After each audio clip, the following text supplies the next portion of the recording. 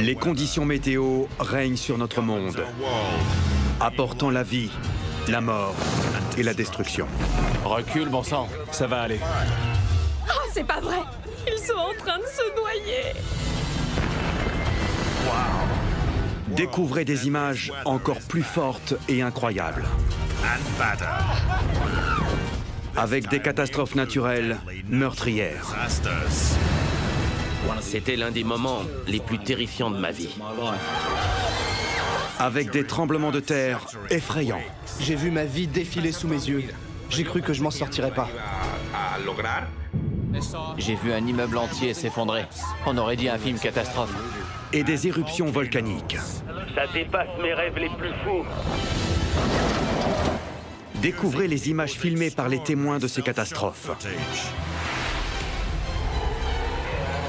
On va mourir! On peut pas rester là! Éloignez-vous des fenêtres! Éloignez-vous, vite! Et leurs histoires défiant la mort. Sur le coup, j'ai vraiment cru qu'elle était morte. J'ai dû jouer des cascadeurs pour me sortir de là au plus vite. Je pensais que j'allais mourir brûlé vif. Nous allons nous retrouver nez à nez avec Dame Nature. C'est dingue! C'est complètement dingue! Et être les témoins privilégiés Attrape ma main! de la puissance des éléments naturels. La montagne allait nous engloutir. Ça vient vers nous! C'est l'enfer ici! C'était terrifiant. Je n'avais jamais rien vécu de pareil de toute ma vie. Mettez-vous à l'abri! Tout de suite!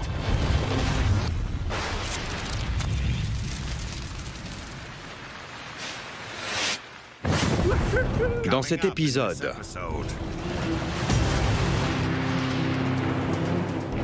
deux tremblements de terre dévastateurs font des dégâts indescriptibles au Mexique.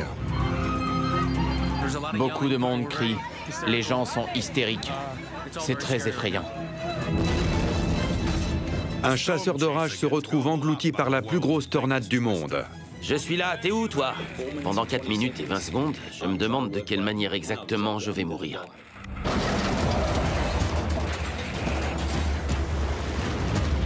Un accro aux sensations fortes plonge droit dans l'une des plus grosses tempêtes de Grande-Bretagne. La tempête Eleanor semblait s'intensifier à mesure qu'elle approchait.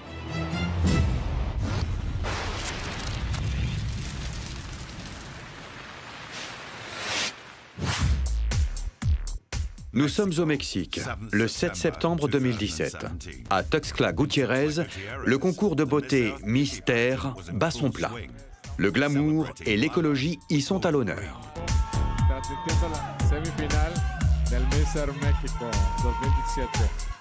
Pour la candidate Karen Bustos, cette soirée restera bientôt gravée dans sa mémoire à tout jamais. Nous en étions à la demi-finale. Nous étions toutes sur scène. Ils s'apprêtaient à annoncer les gagnantes quand le tremblement de terre s'est produit.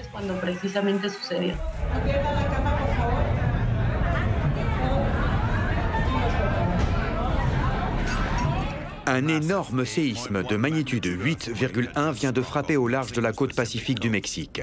C'est le plus gros tremblement de terre survenu dans le pays depuis un siècle.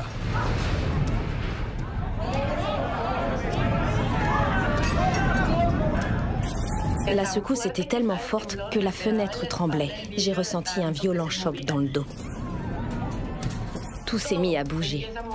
Les verres se sont mis à tomber. Les éclairages aussi. Tout le monde pleurait. Les filles s'évanouissaient. C'était très impressionnant. On criait « Courez, courez, ça va s'effondrer !» Alors que l'immeuble où se trouve l'hôtel subit de fortes secousses, on ordonne aux reines de beauté d'évacuer immédiatement les lieux. Pour cela, il faut descendre les 9 étages. On a enlevé nos chaussures à talons. On a couru en tenant nos robes du mieux possible. Et on a essayé de descendre le plus vite possible.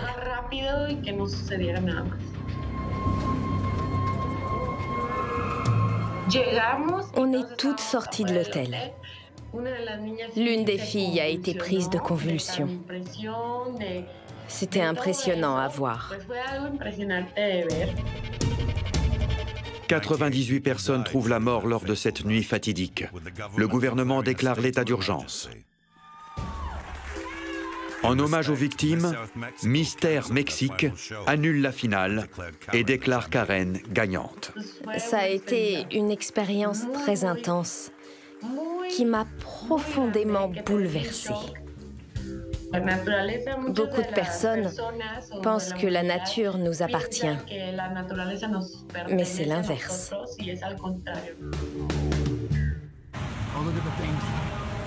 Alors que le Mexique sort à peine de cette catastrophe, 12 jours plus tard, 32 ans après le tremblement de terre tristement célèbre survenu à Mexico en 1985, qui a fait des milliers de victimes, la ville est de nouveau frappée par la terreur avec un séisme de magnitude 7,1. S'accrochant à la vie dans leur appartement situé au 11e étage, se trouvent un frère et une sœur, Gerardo et Tania Eichelman. Tania et moi, on luttait, on criait. Personne ne nous entendait. On n'entendait rien. Juste des coups. Et la terre qui craquait. Je n'ai jamais vécu un truc pareil. On entend le béton qui fait comme ça. Comme si le mur se comprimait. On entend le bruit du béton qui cogne contre le béton. Et puis, on entend... Tania n'arrêtait pas de crier. Pitié, mes anges gardiens, veillez sur moi, s'il vous plaît. Quand j'ai vu l'immeuble commencer à se fissurer, j'ai vu ma vie défiler devant mes yeux. J'ai cru que je m'en sortirais pas. Nous verrons tout à l'heure ce qui va arriver à Gerardo et Tania alors qu'ils frôlent la catastrophe.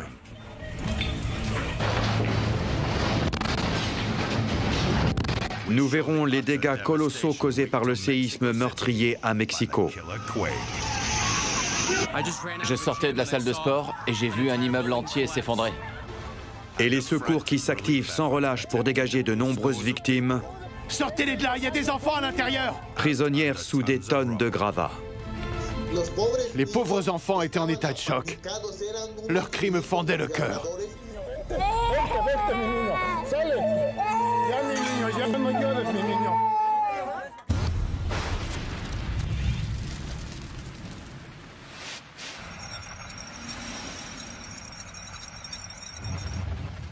Parmi les catastrophes naturelles meurtrières, les séismes font partie des pires coupables. Ils font environ 8000 morts par an.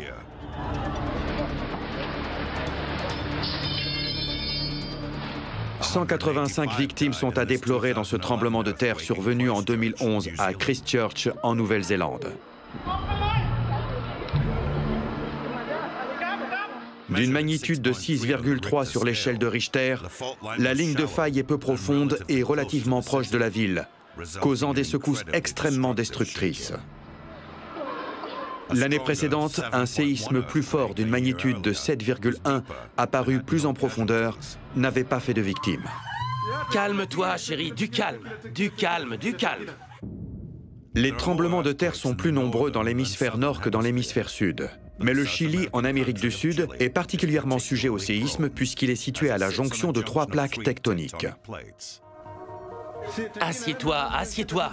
Ça va s'arrêter, ça va s'arrêter. Du calme, du calme. C'est lorsque ces plaques frottent l'une contre l'autre que se produisent les activités sismiques. Ça va s'arrêter, ça va pas durer. Ça va s'arrêter, je te dis. En 2010, un énorme tremblement de terre de magnitude 8,8 a déplacé la ville de Concepción de 3 mètres vers l'ouest. Il a également légèrement raccourci la durée du jour en modifiant la rotation de la planète.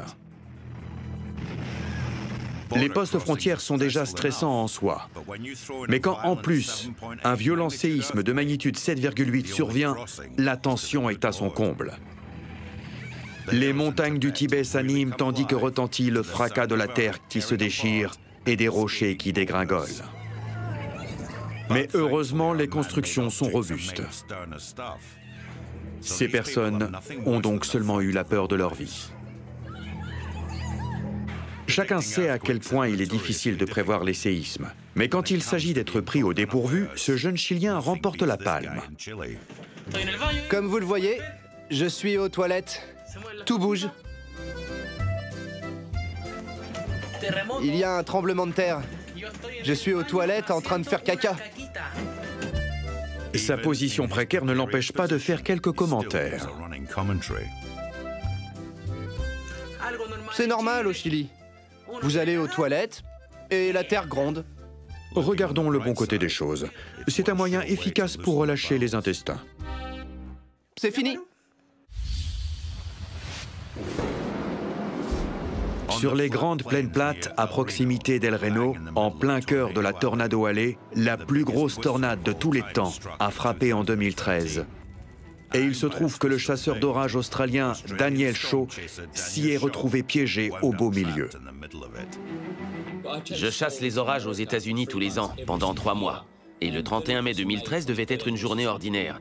À mesure que la journée s'écoulait, on savait que les conditions étaient réunies pour qu'une grosse tempête survienne. Ça souffle fort, ça va dégénérer. On va essayer de pas rester là.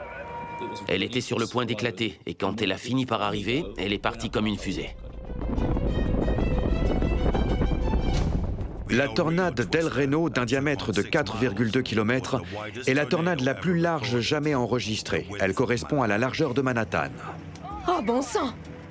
La pluie qui l'entoure agit tel un linceul et la rend particulièrement dangereuse et extrêmement difficile à suivre. Elle est juste devant nous! J'ai appelé mon collègue, Greg Ansel, avec mon portable, et je suis parti chasser la tempête initiale. Puis elle s'est mise à évoluer, elle a grossi et elle a changé de dynamique. Au nuage mûr, les éléments caractéristiques de la tornade se trouvaient là où ils n'auraient pas dû être. Et au bout de plusieurs cycles, la tempête s'est transformée en une méga-tempête. Vite! Greg! La tornade d'El Reno était comme une bête à plusieurs têtes. On aurait dit qu'elle dansait dans les champs. Elle a pris la forme d'une tornade à multivortex presque immédiatement.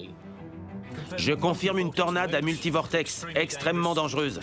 Elle se dirige vers El Reno.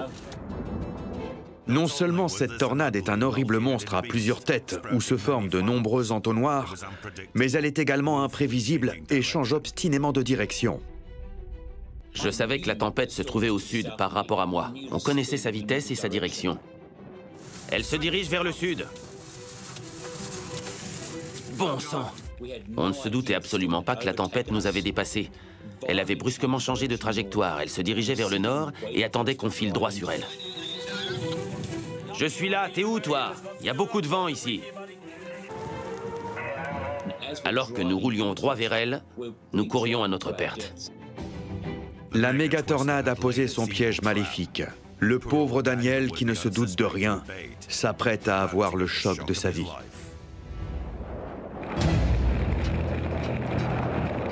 Six secondes après avoir réalisé que quelque chose clochait, le semi-remorque m'a percuté. Le moment de l'impact a été sans aucun doute l'un des moments les plus terrifiants de ma vie. Dans un instant à la fois de sang-froid et de panique, j'ai pris la décision de dégager la voiture, au cas où le camion se renverserait. Et qu'est-ce qui s'est passé? Il a basculé. Si je n'avais pas eu cet éclair de lucidité, je serais mort, broyé par ce camion. Mais ce n'était que le début. Ce qui s'est passé ensuite, ce sont les 4 minutes et demie les plus terrifiantes de ma vie. La Jeep de Daniel et ce camion de 40 tonnes sont désormais tombés entre les griffes de la tornade. Avec des vents soufflant jusqu'à 470 km/h, elle est capable de projeter sa voiture en l'air comme une vulgaire poussière.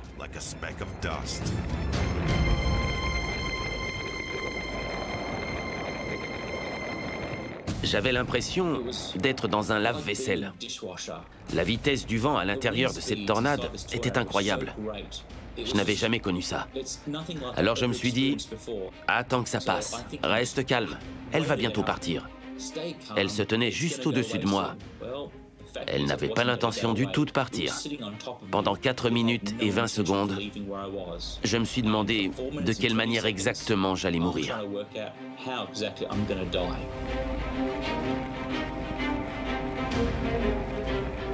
4 minutes et 20 secondes à s'imaginer comment on va mourir, c'est long. D'une certaine façon, j'ai eu la chance que le camion m'ait percuté. Le fait qu'il ait été là, j'ai pu garer ma voiture dans son toit et m'en servir comme pare-choc. Ça m'a sauvé la vie. C'était ma seule protection. S'il n'avait pas été là, je suis sûr que lorsque ces sous-vortex ont frappé, ils auraient emporté ma voiture et m'auraient éjecté. Ça a duré une éternité. Je croyais qu'elle était partie, et puis elle revenait, et ainsi de suite. Cette tornade a fait demi-tour plusieurs fois, ça n'en finissait pas. Mais quand elle a finalement commencé à se dissiper, j'ai pu soupirer de soulagement. La chose la plus réconfortante que j'ai jamais vue, c'est cette lumière bleue et rouge qui clignotait derrière moi. Là, j'ai réalisé que finalement, je m'en étais sorti. Chose extraordinaire, le destin a voulu que le chauffeur du camion et Daniel s'en sortent indemnes. Allez, on file. Mais 4 autres chasseurs d'orage n'ont pas eu cette chance et ont péri dans ce monstre gargantuesque de la nature. En tout, on compte 8 morts, 151 blessés et on estime les dégâts matériels à 40 millions de dollars. La particularité de la tornade d'El Reno était sa taille. Elle était gigantesque. C'était une série de tornades. Chacune en dissimulait une autre. Elle a fait des choses totalement inédites. Le fait que ce soit une tornade qui pulvérise tous les records prouve à quel point la nature peut être imprévisible.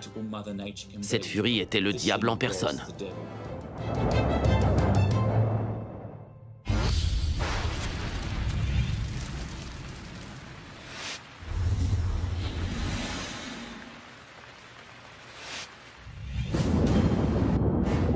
Quand notre puissante Dame Nature décharge sa fureur, nous, simples mortels, réagissons de différentes façons.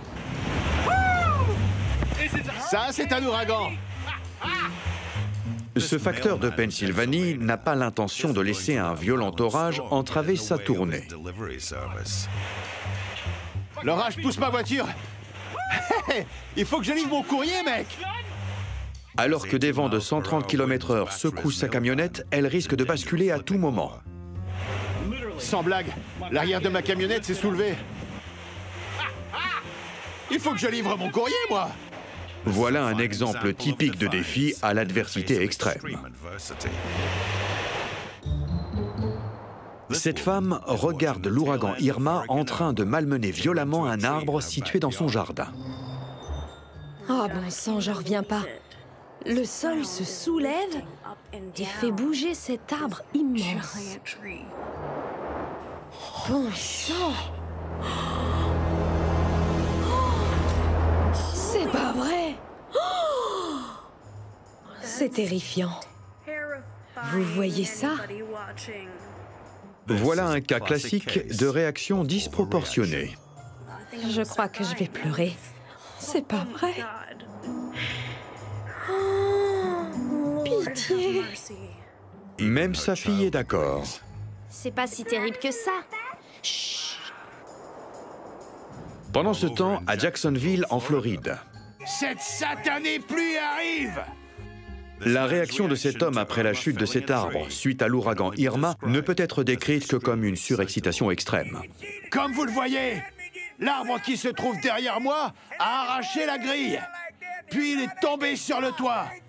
Il s'est écrasé dessus et il l'a bien amoché. À Los Angeles, cet homme s'émerveille d'une pluie torrentielle. Ouh, ça va tomber pendant un bon bout de temps. Rien de particulier ne se produit jusqu'à ce que... Regardez!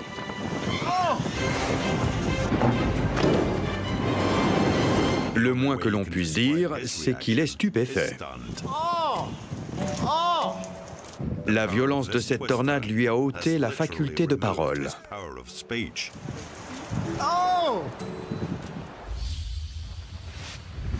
Tout de suite, l'un des volcans les plus actifs du monde s'emporte.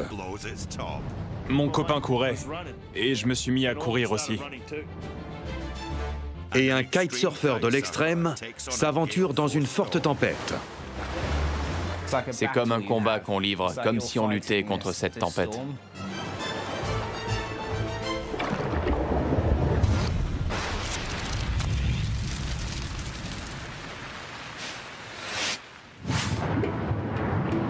Comme les séismes, les volcans se trouvent sur les lignes de faille de la Terre, des endroits vulnérables qui leur permettent de décharger leur fureur.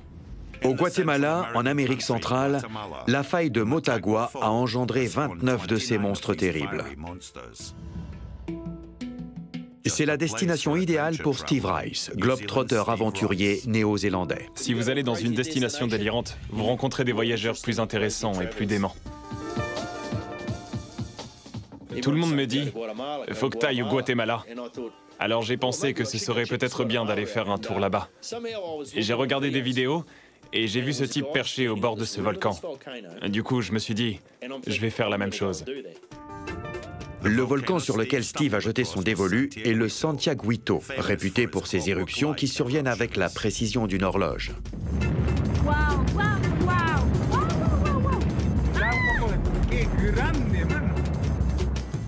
J'observe le volcan parce que je veux le gravir. Il entre en éruption toutes les 20 ou 30 minutes, à point nommé. Ainsi, il relâche la pression régulièrement et ses éruptions sont prévisibles. Du coup, je me dis que c'est sans danger. Enfin, je suis pas volcanologue. Il y a quand même un risque de mort. En février 2016, Steve concrétise son rêve en rejoignant une équipe hétéroclite pour une expédition sur le Santiaguito. Il y avait un Français et un Belge. Le Belge n'avait pas de pull. Alors il mettait son sac de couchage sur lui et il marchait avec pour essayer de se tenir chaud.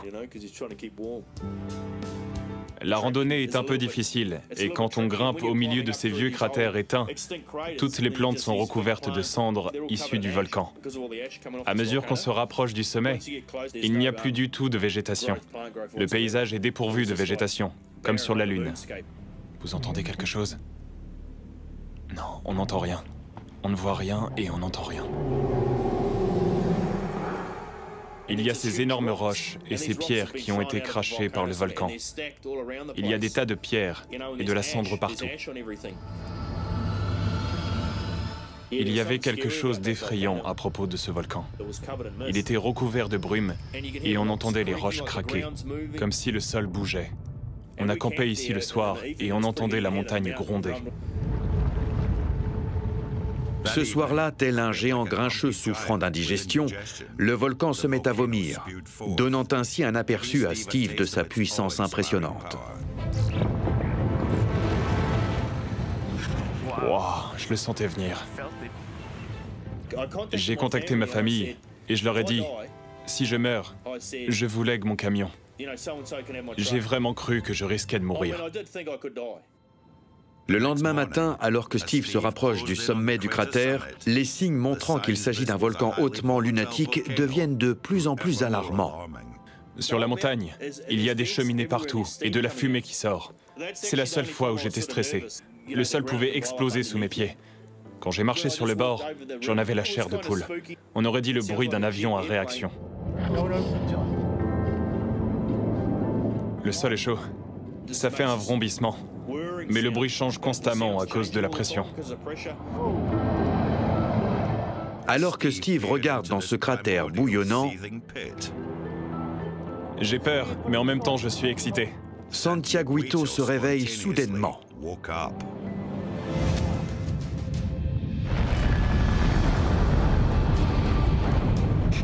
Oh la vache, faut pas rester là.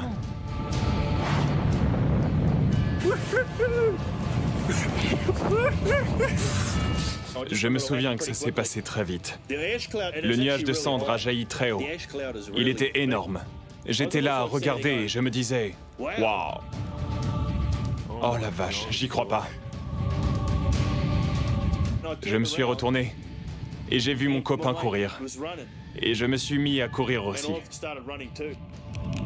Ah, c'est les pierres! On est parti au bon moment. Après avoir vu Santiaguito exploser sous ses yeux, bizarrement, Steve a très envie de revenir. C'était un moment spécial pour nous. On a survécu, on s'en est sorti. Il veut célébrer le cratère à sa façon, aussi surprenante soit-elle. Je retournerai le filmer mieux que ça. J'y retournerai avec du bon matériel vidéo et je rendrai la scène très spectaculaire. Je pourrai faire la roue sur le bord du cratère en attendant que le volcan entre en éruption.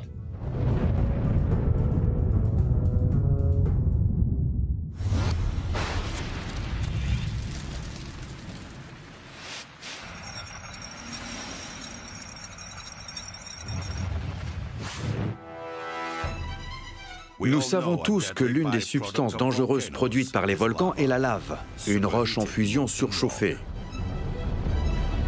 Quelque part sous cet arc-en-ciel, à Hawaï, l'un des endroits de la planète où l'activité volcanique est la plus importante, cette rivière féroce suinte d'un tunnel de lave. La couleur orange vif indique des températures de plus de 1000 degrés, alors que le rouge foncé correspond à des températures comparativement plus froides, de l'ordre de 700 degrés. Mais même cette lave plus foncée détruit tout sur son passage. Pourtant, sous cet arc-en-ciel aux couleurs éclatantes, le spectacle est incroyablement magnifique. Quand cette roche en fusion surchauffée rencontre de l'eau froide, l'effet est spectaculaire. Hawaï étant un archipel au milieu du Pacifique, cette vision n'est pas rare.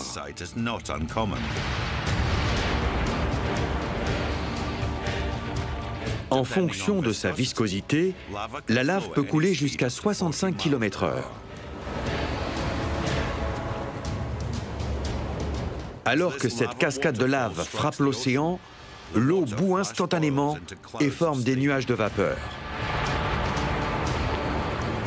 Un jacuzzi marin prêt à l'emploi, offert par Dame Nature. Le son se propage à plus de 300 mètres par seconde. Cet homme est la preuve vivante que la lave peut frire les cellules du cerveau à distance. On est au beau milieu de ce qui semble être la planète Mars. Je suis pas sûr, mais bon.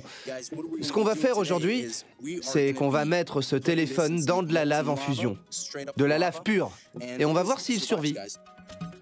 Vous avez bien entendu. Il est curieux de voir si son très onéreux smartphone va résister à la lave qui fait 1000 degrés. On va voir ce qui va se passer.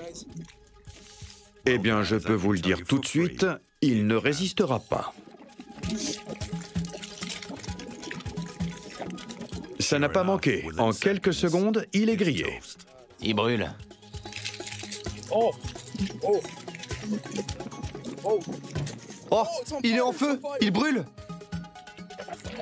Bon, je crois que c'en est terminé pour lui, les amis. Sans commentaire. Ah, voyons voir la batterie. C'est chaud, ce truc.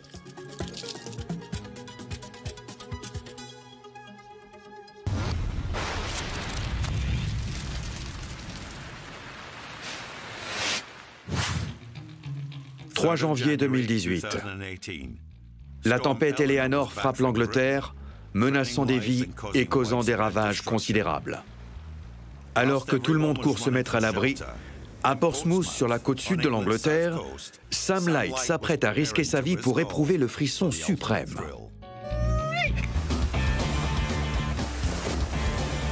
Je fais du kitesurf depuis 14 ans. Je suis professionnel depuis 10 ans. Je me qualifierais de chasseur d'orage parce que je guette les tempêtes qui se préparent dans l'Atlantique et qui se dirigent vers l'Angleterre.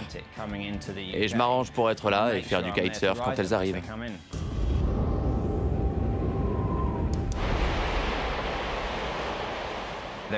Il y avait eu beaucoup de bulletins météo d'alerte. On parlait de vents de 130 km/h qui allaient frapper la côte, avec une forte houle et des vagues énormes. La tempête Eleanor semblait s'intensifier à mesure qu'elle approchait. Et ça me procurait un mélange d'appréhension et d'excitation. Alors que Sam se prépare à partir pour Hayling Island, un spot prisé de kitesurf, les conditions sont pires que celles annoncées, avec des vagues hautes de 1,80 m et des rafales allant jusqu'à 160 km/h. Il y a une certaine fenêtre où les conditions sont idéales pour surfer. En général, en cas de vent fort et de tempête, on a de grosses vagues à marée haute. Et moi, je cherche à surfer sur des vagues toujours plus grosses et par des vents toujours plus forts, pile au bord de la limite. C'était vraiment l'une des plus grosses tempêtes que j'ai vues en Angleterre. Le vent était très violent. Chaque année, il y a des gens qui repoussent les limites de plus en plus, et certains poussent les limites un peu trop loin. 2 personnes ont dû être plongées dans un coma artificiel pendant 1 semaine parce qu'elles ont heurté l'eau tellement fort qu'elles ont perdu connaissance, et leurs poumons étaient tellement remplis d'eau qu'elles étaient à 2 doigts de mourir. Ça m'a vraiment fait prendre conscience du danger. Alors que Sam atteint Hayling Island, l'endroit est désert. À juste titre, personne n'estime prudent de risquer sa vie.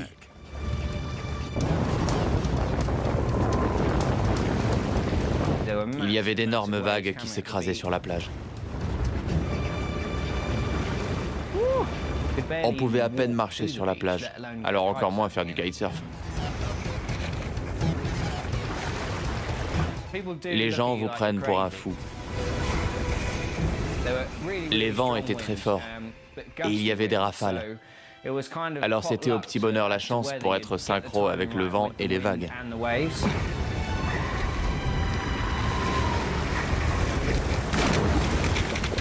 On est à la merci des éléments. On a de grosses vagues et des vents forts, surtout dans les tempêtes. C'est comme un combat que l'on mène. C'est comme si on luttait contre cette tempête.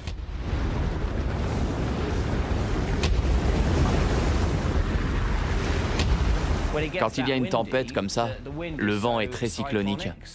Et il y a de grosses variations entre les rafales et les accalmies. Ça va de 55 km/h à 110 km/h, ce qui a une énorme incidence sur le kite. On peut se retrouver brusquement tiré sur la plage. Ou alors le kite peut soudain retomber. Il y a d'énormes variations, alors il faut être extrêmement prudent. Mais les rafales et les vents soufflant en tempête ne constituent pas le plus gros danger. Comme nous sommes en plein hiver, la moindre mésaventure dans une eau à 7 degrés Celsius peut engendrer le cycle fatal de l'hyperventilation puis de l'hypothermie en l'espace de quelques minutes. Dans la tempête Eleanor, la température de l'eau était le paramètre le plus dangereux d'après moi. Parce que si quelque chose cassait, avec toutes les vagues qu'il y avait, je n'aurais pas pu nager pour regagner la plage. Alors je veillais à rester assez près de la plage. Je faisais mes sauts, mais du coup, c'était tout aussi dangereux parce que sauter près de la plage était aussi risqué. Il fallait pas que j'atterrisse sur la plage. Il fallait trouver le juste milieu. Rester dans cette zone plus sûre représente un défi éprouvant supplémentaire. En effet, cela signifie qu'il faut affronter les brisants en bordure de littoral. On a enregistré des vagues d'environ 2 mètres. C'est à peu près la hauteur qu'on a constatée ici. Il y a tout un tas de différents paramètres qui peuvent mal tourner. Les vagues, le vent, les rafales, la maîtrise du kite. Si un truc va de travers, l'eau se métamorphose en béton. Et quand on tombe de 20 mètres de haut, à partir du moment où on perd connaissance, on a de faibles chances de survie.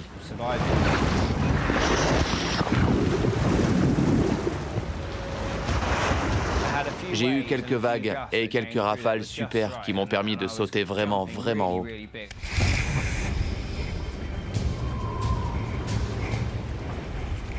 Mais à un moment, j'ai pris le haut de la vague et la lèvre s'est mise à déferler et m'a envoyé beaucoup plus haut que d'habitude. Il a fallu que je reprenne le contrôle dans les airs, mais ça ne m'a pas empêché d'atterrir brutalement sur l'eau.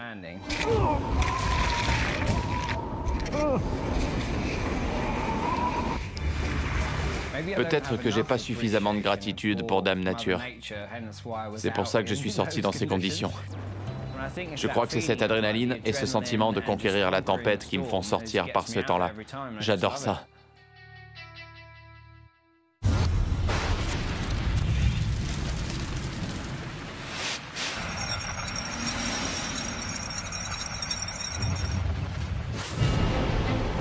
Quand des coups de vent rencontrent nos océans sauvages, les choses peuvent très vite dégénérer. Ce ferry circulant sur la frontière américano-canadienne se ferait un passage dans d'immenses vagues mouchetées de blanc.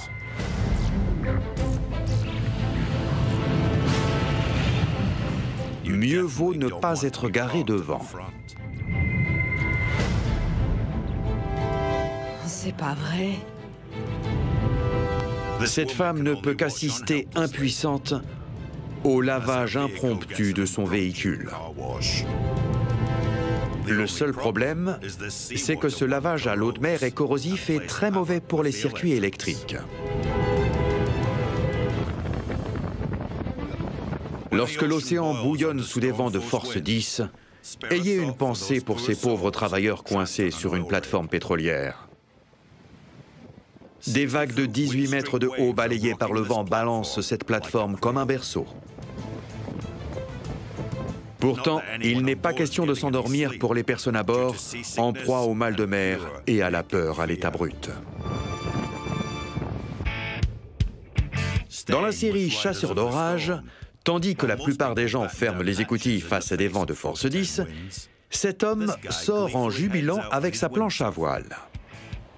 Mais ses efforts en valent la peine, car il part quasiment en orbite.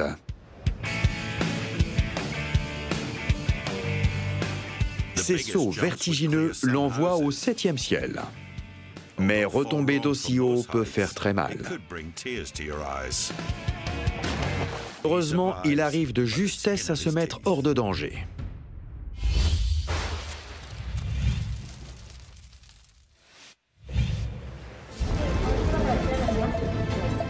Tout à l'heure, nous avons vu comment, en 2017, 2 séismes dramatiques ont frappé le Mexique à quelques jours d'intervalle. Bien que le deuxième soit plus faible, c'est-à-dire à 7,1 sur l'échelle de Richter, il est beaucoup plus meurtrier, car son épicentre se trouve juste en périphérie de Mexico, l'une des plus grandes conurbations du monde.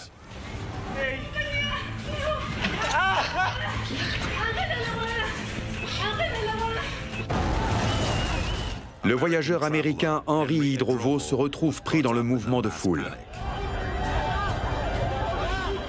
Je suis sorti et ma première réaction a été de garder mon sang-froid. Je suis resté sans bouger, je ne savais pas trop quoi faire.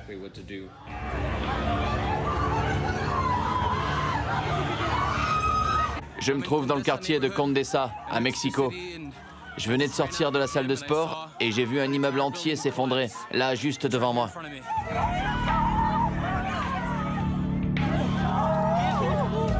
C'était surréaliste. On aurait dit un film catastrophe. C'était très effrayant. Il y avait beaucoup de bruit, mais ça m'empêchait pas d'entendre les hurlements. C'était un bruit horrible. Il y a beaucoup de cris, les gens sont hystériques. C'est très effrayant.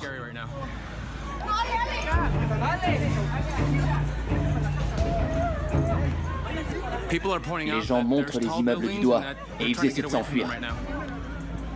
Il y a un immeuble assez haut derrière moi et personne ne veut rester à côté.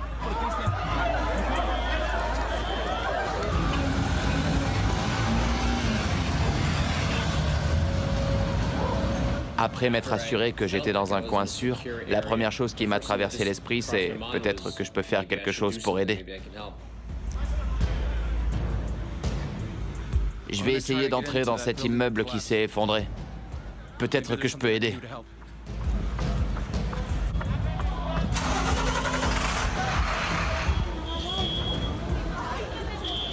Mais quand Henry arrive sur place, un danger encore plus important et plus dramatique l'attend. Ils disent qu'il y a une fuite de gaz. Les canalisations de gaz ne sont pas enterrées. La plupart se trouvent au-dessus du sol.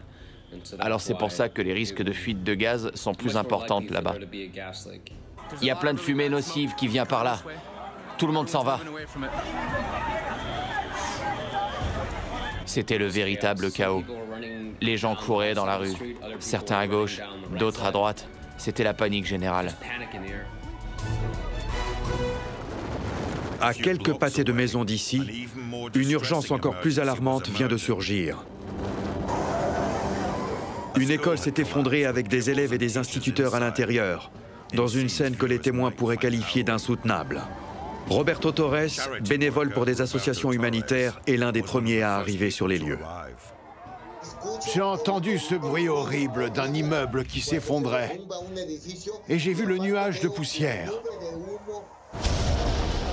Soudain, j'ai entendu une explosion, comme si le gaz sortait à haute pression. Alors je me suis mis à crier comme un fou.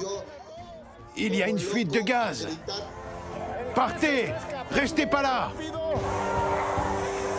Il y a une fuite de gaz! Il faut évacuer!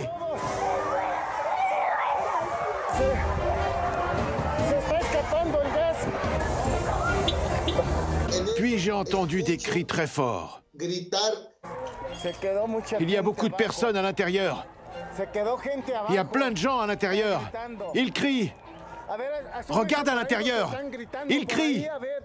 Appelle-les. Les pleurs des enfants venaient d'un trou. Il y a des enfants ici, au secours! À l'aide! Il y a des enfants! Ils appellent au secours! Il faut que quelqu'un de petit entre là-dedans. Sortez-les! Il y a des enfants là-dedans! Je voyais ces enfants qui étaient tous rassemblés au fond. Ils étaient 7 ou 8 et ils pleuraient désespérément. Les pauvres gamins étaient complètement paniqués. Leurs cris me fendaient le cœur.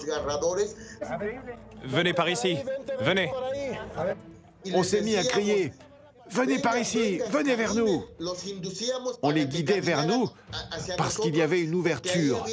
Et de là, on pouvait les dégager. Par ici, mon petit.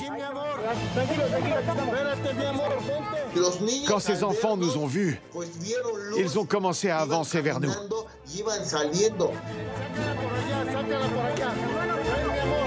Viens là, ma petite. Ne pleure pas. Ne pleure pas. Quand j'ai vu qu'on avait sorti 6 ou 7 enfants, il y en a encore à l'intérieur. J'ai vu l'instituteur paniquer parce qu'il y avait encore 2 enfants piégés. Alors que Roberto se démène pour trouver un moyen de dégager les 2 écoliers, dans leur immeuble, les frères et sœurs Gerardo et Tania Eichelman ont du mal à se remettre de la peur de leur vie. Quand le tremblement de terre s'est arrêté, j'ai cru que toute la ville de Mexico s'était effondrée. Je savais qu'une autre réplique pouvait suivre. Alors j'ai dit à Tania, on y va, on descend. En descendant, on voyait qu'il y avait des dégâts différents à chaque étage.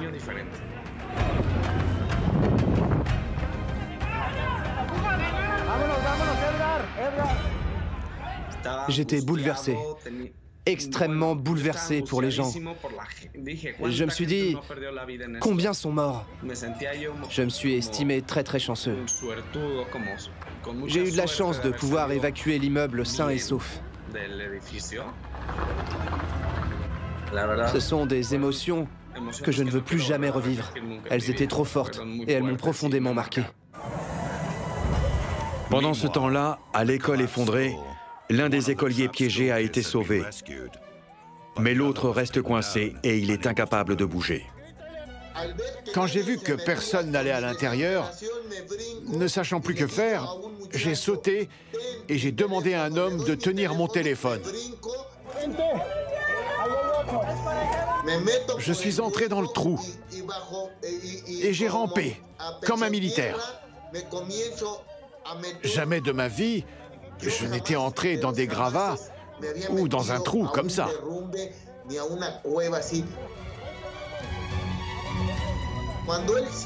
Quand il a senti ma main, il est venu vers moi.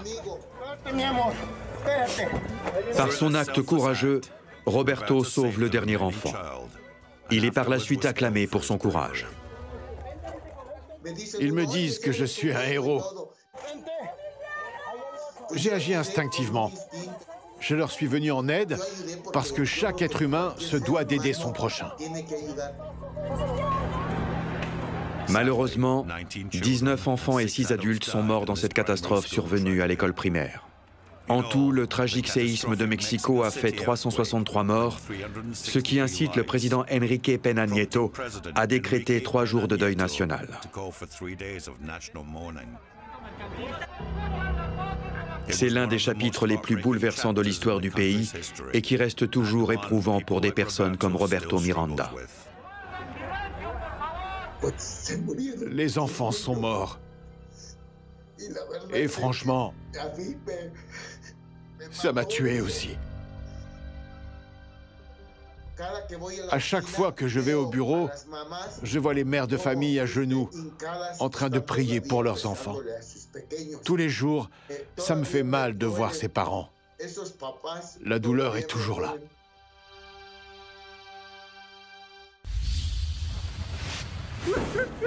Dans cet épisode, nous avons vu la puissance incroyable de Dame Nature. Au plus près de l'action, nous avons vu à quel point nous étions vulnérables. Nous l'avons vu démolir, détruire et nous rire au nez. Vous en verrez encore plus dans le prochain épisode, parce que personne ne peut arrêter la nature meurtrière.